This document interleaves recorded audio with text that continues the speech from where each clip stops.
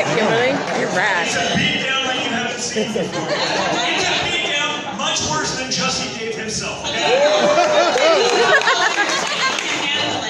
thing is, Jussie was able to get away with this. He was trying to advance his own personal career by getting this press, while at the same time essentially committing a crime against the president in Chicago that is crime-ridden, where children are getting killed. They can't even carry their books or a backpack home from class because of drive-by shootings and gang violence. But over $200,000+ of resources were used towards a phony investigation, and then he was outraged that they asked him to pay it back and pay restitution. He did it in a two-way, like Don says, because no witnesses would be around to point out that he was lying and that it was a fraud.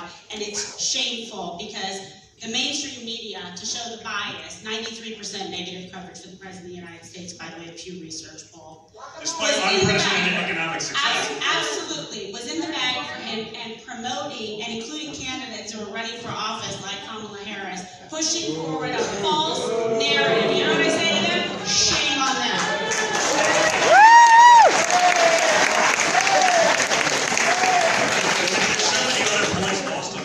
You saw, again, the media outrage over it. And again, if it was true, the outrage would be justified, but it wasn't. But you see that time and again. A few weeks ago, there was a meme promoted. I was speaking at a conservative conference somewhere, and somewhere in that back room, literally in that back room, 8 people saw a cartoon meme, you know, where they take like the emoji of like CNN, and it was like a Tom and Jerry cartoon or something. I never even saw it, but 8 people saw it, and the New York Times is covering the violence perpetrated towards the media. But that same weekend, there was actual violence, where some Trump supporters at a rally in Minnesota came out and were attacked by Antifa. They were beaten over the head. You know, this same thing that happened to Andy Ngo, you know, a son of immigrant Vietnamese gay journalist who happens to be sick of the hoax crimes, was beaten with a hemorrhage to his brain, sent to the hospital. No coverage, no outrage. No arrests. There was outrage over a cartoon because it was promoting violence towards the media, but there was no outrage towards actual human beings that were sent to a hospital by a group acting like fascists, pretending to be anti-fascist. And that's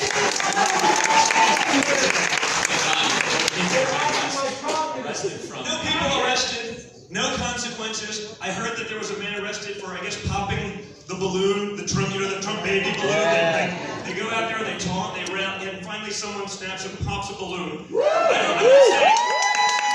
saying it's right to do it, but you get arrested for popping a balloon, but people don't get arrested for beating people over the head with a bike lock because they're on the left. Because cops are too afraid to actually prosecute actual criminals. You know, those are the same people like de Blasio that said crime statistics are down. Crime's not down, you just don't let the cops actually prosecute criminals anymore. It's insane. It's like California, where I'm reading, it's no longer a crime or a felony to steal up to $950 worth of merchandise. I mean, this is going to be like Mad Max in the not-too-distant future, trying to change the never-ending goalposts that are, you know, is the woke movement. Yeah, but it's shameful, isn't it? Because they call it, compassion, and they're the people looking out for the individuals that are suffering. But look now when you see the homeless encampments. Again, I'm the son of a rich guy from New York City who went to an Ivy League school. Like, I'm not supposed to be a conservative, but you have things in your life that sort of form the way you are, right? And one of the big ones for me was, you know, my mother escaped communist Czechoslovakia. She escaped those policies. We talked about it a lot. I remember looking as a kid at their wedding picture, and it was my mother and my grandfather. I go, well, where's my grandmother's? Well, they wouldn't let her out of the country for fear of defection. Now, how great must a place be that you can't let people leave because you know they ain't coming back? But it goes beyond that, because my grandfather saw, you know, firsthand how blessed we were in this country to have the incredible experience that we have the freedoms that we had. Immigrants are welcome here!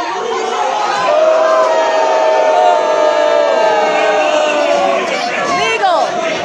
But she did it legally! Legally!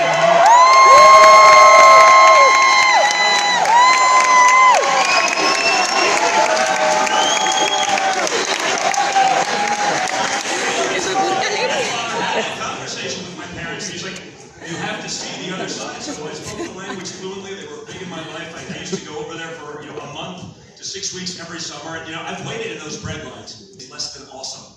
waiting in a bread line is not nearly as glamorous as Bernie would have you believe, okay?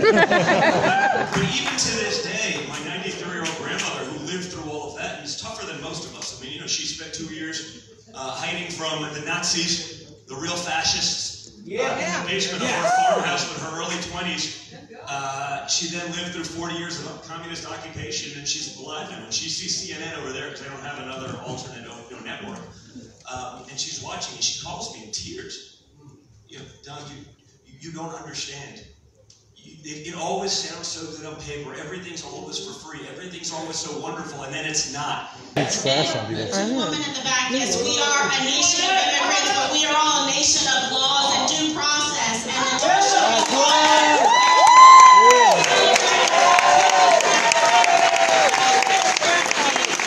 Children being raped and utilized by coyotes, stealing from families and coming across and losing their lives. And President Trump has in fact done more.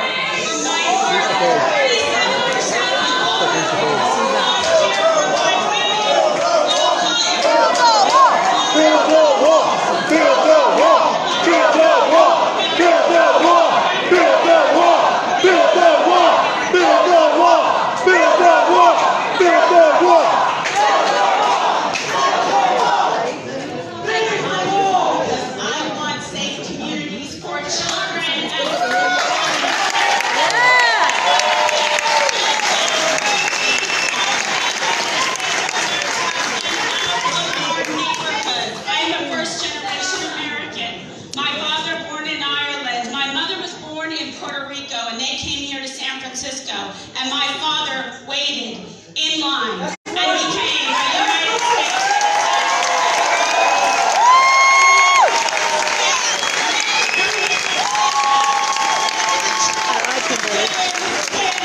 The American dream, and America is open for business, and the American dream. Why are you here? It's an American nightmare. Why are you here then? You're allowed to leave.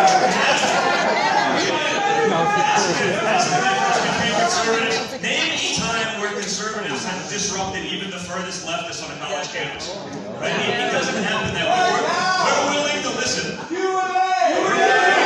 For some short soundbite, you have people spreading nonsense, spreading hate to try to take over that room. No, it's because you're not making your parents proud by being rude and disruptive and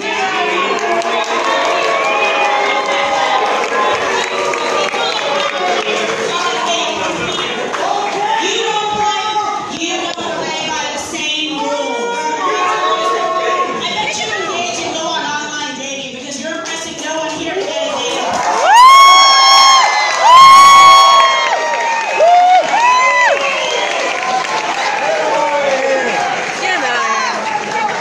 Get him out.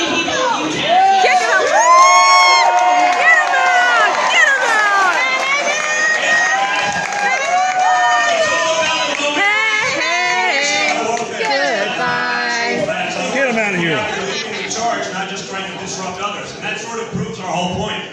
So that's why we're doing this.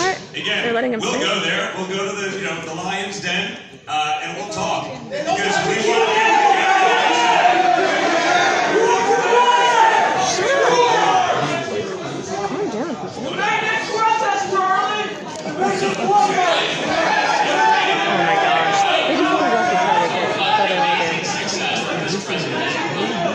A couple days after the inauguration, it was like, that's the guy I want to get, because that's the symbol. He's the leader, founder of ISIS.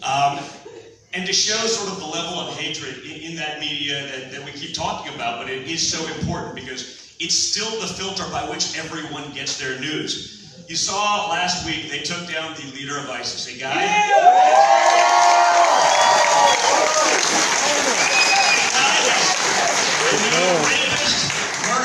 He's doused journalists in gasoline and lit them on fire. He's thrown homosexuals off of buildings. And they got him. And the Washington Post, where apparently democracy dies in darkness, writes his obituary as al-Baghdadi, austere religious scholar. The New York Times the next day fact-checked the the meme that my father put up, which was a joke. It was the Medal of Honor with a golden paw around it, I guess Conan or whatever the dog's name is that went in there. The New York Times called to fact check that. So rather than talk about, I can't imagine a human being that doesn't agree the world is a better place without that piece of crap.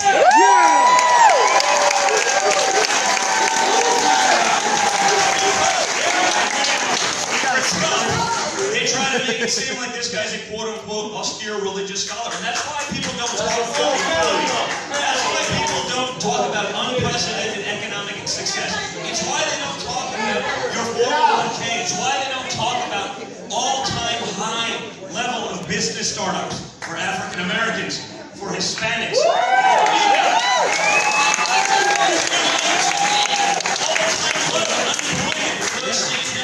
No mention of that. In the last debate, the Democrats spent more time talking about Donald Trump's Twitter account than they did about China.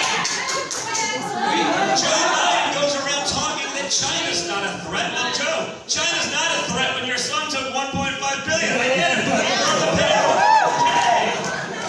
But at least be honest about it. Yes. It's what you see from the NBA. LeBron, Steve Curry, these guys. They're entitled to their opinions. I get it. This is still America, guys, okay? But they spend the last few years railing on America, how terrible it is. But then China comes up, and magically, I'm not so well informed on it, so I'm not going to comment. Hey, LeBron, it ain't quantum physics. Shut up, it's your LeBron. The Chinese regime and its atrocities. What's going on and what they're doing to the Muslim sects that live there. This is well-documented stuff. At least man up and own that it's all about the money. It's all about the money. Follow the money. If you say, I'm not going to talk about it because it's going to affect me financially, I understand that. But at least be honest. Don't give me the bullshit that you're all of a sudden magically not so informed. You haven't been informed on anything, and that hasn't stopped you from running your mouth for a few years. That's right. Yep. And he sucks. Here's the problem. I don't understand, like individuals in the back, which there are student health services available on the great campus. Why would you cheer someone that murders and rapes women and children? Why would you not acknowledge that women are better under German Mexico, regular employment, 1,800 new women created and owned businesses a day in the United States of America in 2018. Those are the facts. Even the I wish I was sitting with him. Probably parking right in my face.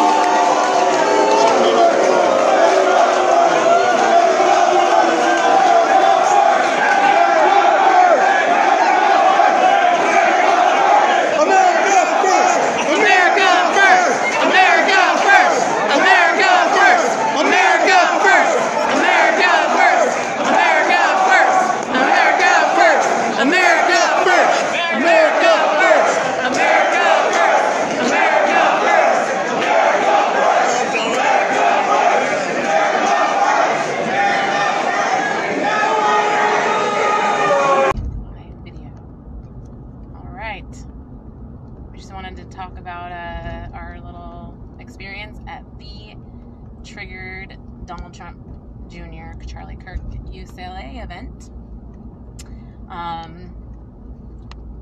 There weren't that many protesters there. There really weren't. There was, I don't know, maybe 100. I would say less than that. I'd say 50. I don't know. But it was not like an intimidating situation at all. Like they were kind of pathetic, actually. Well, that's regardless. They weren't a threat. I wasn't scared. No, but it's UCLA. It's Westwood, so you know. We got there about an hour and a half before the event actually started, and I don't know. I think we were probably about halfway in the line, probably. Yep. And when we were going through, This reminds me of going to Trump rallies because obviously there was heavy Secret Service there, yes. and heavy security. There was tons of cops there. Yeah, and so we went through the first checkpoint where you show your ticket and your ID, and they told us that they were giving us an extra wristband. You got one wristband or two wristbands? Okay, I was watching the whole time. I've taught myself after 2 rallies to just watch what is going on and watch what the Secret Service is doing. When we got to the front of the line, I'm just going to say a Secret Service, I watched them because they have all the Secret Service. They have their Secret Service pin on, and they also look like they're bigger guys with, whatever. Anyways, I saw one of them coming down. He was walking right as our group, because our group went in of 10 people, and I saw a guy come down the hill. I watched him, and I watched him talk to the people that were giving tickets out. And then immediately the guy at the ticket booth goes, he was a Turning Point volunteer from UCLA, and immediately he goes, "You guys all get two wristbands." You get 2 wristbands. So our group of 10 or whatever. Our group of 10 got 2 wristbands. We all got these 2 wristbands, and I was like, whatever. I thought everybody got 2 wristbands, but when we got in and I started noticing that not everybody had 2 wristbands, there was maybe like 40 of us. Not that many people. So at the very end, we'll talk about what actually happened. So there was a few protesters. There was a woman dressed in a burqa that made it inside. Well, they let her in. She had a sign that said something about whistleblowers, referring to the Ukraine whistleblower situation. But I didn't even realize that she was going to try and get in. But she got in, and she did. She caused a scene over and over and over again. But it was just her, and then there was about 4 or 5 other people. Yeah, there was a row of some guys that at one point just started laugh. One guy in particular just started laughing really obnoxiously loud while Donald Trump Jr. was trying to tell a story. And that was obnoxious. And they kind of, at one point, looked like they were going to kick him out. The security all kind of got around him, but they let him stay. And what else? What else happened? I don't know. Oh, the audience got really, really mad when they said that they weren't going to do a Q&A. There was a ton of booing, and I thought it was kind of lame. I thought it was ridiculous that they were booing the no Q&A. I don't know. I didn't think that was necessary. I knew they wanted to They wanted to go after Charlie Kirk. That's what they wanted to do, because of the whole Nick Fuentes situation. They wanted to go after him. And I don't know. Regardless, at the very end, we were walking through. They gave us all 2 wristbands. The other wristband was a wristband right here. I still got them on. I'm like a little kid. I'll wear these all day and then probably take them off. Well, they announced on the microphone that if you had 2 wristbands to stay, and if you didn't, you had to leave. People were trying to stay. All kinds of people had books. They thought they were going to get them signed, but they apologized. They're like, sorry. And so we're all looking around feeling kind of special. We're all like, not many people left. Not that many people of us that have this second wristband. And we were like in the middle of the line, so it wasn't like all the people in the front didn't get, people that were in front of us didn't get it. And there was one kid, I guess, that was there since 8:30 in the morning, and he didn't, have another wristband, and I guess he made a big scene, and they were fine. They accommodated him. They let him go get his book signed and stuff. But so we got to go in line to a little room to meet Donald Trump Jr. and Kimberly Guilfoyle, or whatever her name is. And they told us we had to go through metal detectors and everything again. No pictures, no phones, no. They checked everything. And they said, don't say anything. Don't say anything to him. Just, don't ask questions. And so, go ahead. Well, I went in there first, and the first thing he did was he looked at Drew. Christopher Drew was standing right next to me, and they looked at his head. He goes, "I like your hat." He had the gay MAGA hat, the gay flag MAGA hat, and then he looked at me and he goes, "And your hat, man, I can tell you wear that thing every day because it was filthy." And he's right, and I go, "That's right." And anyways, Christopher Drew got his hat signed, and then I gave him my hat. He offered to sign it. Sign my hat. Like, totally and he cool basically opened it up to just talk to me. So it's like, if you're going to, they told us not to talk to him. But if you're going to talk to me and ask questions, which he did, and I did, and I'm just going to say, I said, where we go, when we go all. And he didn't budge. He didn't react. Nope. I love my president, and I love this. This is an awesome fun. And I told Kimberly Guilfoyle, I told her that I thought she did a really good job. She's rad. Defending herself and defending the Trumps in the events. She did. She kind of really diffused the situation. She's a very smart girl. I was very impressed with her. And then Don Jr. said, "Yeah, she's kind of like my own personal attack dog." And then I said that I'm that for my husband too. We really nice. They were really nice. It was a cool, like, celebrity experience. This is like a celebrity sighting for me. It was like a geeked someone out that you, yeah. I admire them. We love and pray for their family. One of the things I will say was it was awesome experience. It was cool seeing all the people there from all, especially up there in the valley and up there in Los Angeles, that were there to support the president. There was quite a few people there. And we met several people that were there attending their first any type of political event, Trump experience, and people were afraid. They really thought it was going to be something scary, and they were nervous. And they brought pepper spray. I said, "Oh, go take that back to the car. You're going through Secret Service. You're not going to need that." Oh yeah, it was very, very safe. Yeah, they were not messing around with their security situation. It was a Secret Service situation. Yeah, but it was a small auditorium, and it was intimate, and it was cool. I thought it was really cool, and I thought that it was, like you were saying, Don Jr. seemed very, very open and loose, and this was the most. He was pretty on point tonight, talking about discussing things like Russian collusion, Jussie Smollett. He said in his book, we have his. Where's my book? Where is my book? Gotta get my book. Here's the dirty hat that He's they got signed. a whole chapter right dedicated there on the dirty hat. to Jussie Smollett. I guess that's a signature.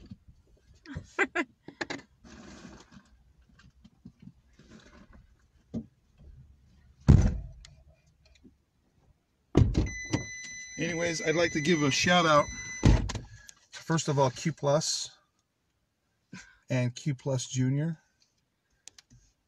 gave us. We had no idea we were going to get these. No idea. No idea. Thank you very much. That we were going to meet them. Like, that was totally. I think they knew, but we felt special. Nope, I don't know. What a coincidence. Special. I think it was a coincidence, and how random it was that we got in here. Thank you again. I cannot wait to read this book, and it was a good. You gave a good short speech today about being triggered. About being triggered, not being triggered. But about other people being triggered. But it was awesome again meeting him. And yes. And you did get in your "where we go, one we go all." And yes. He did look you in the eye when you said that. He looked at me, but he did not budge. He was prepared to not react. You could tell. He was like, don't react. On your way. It was good. On your way, cute follower. It was awesome.